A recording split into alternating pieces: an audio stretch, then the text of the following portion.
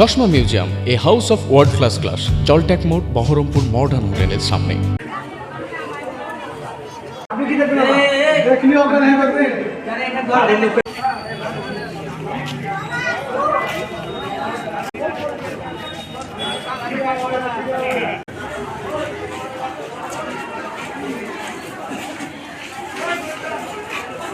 সকাল 8টার দিকে হঠাৎ খবর আসে মণিগ্রাম বটতলায় মোড়লের পুকুর পাহাড়ের সংলগ্ন আমাদের এক বিজেপি কর্মী মলিন মণ্ডলের ছেলে লোকেশ, মলিন রাজমল্লের ছেলে লোকেশ রাজমল্ল রক্তাক্ত অবস্থায় পড়ে আছে।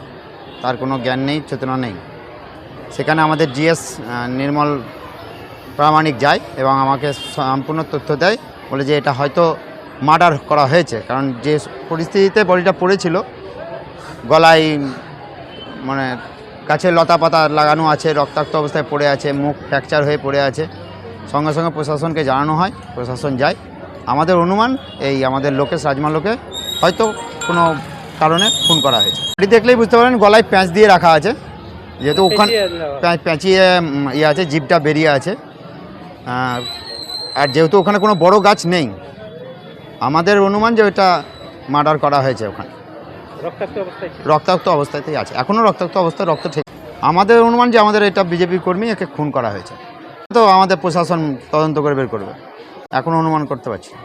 ওদের পরিবার কাছ থেকে যেটুকু জানতে পারলাম, ছেলেটা খুবই ভদ্র এবং মৃদুভাষী। এদের মতে ওর কোনো শত্রু হয়তো থাকবে না। উনি আমাদের 109 নম্বর বুথের বিজেপির বুথ কর্মী ছিল।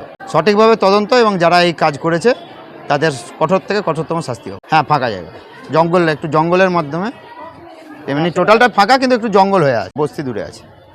গত রাতে হয়েছে সম্ভবত।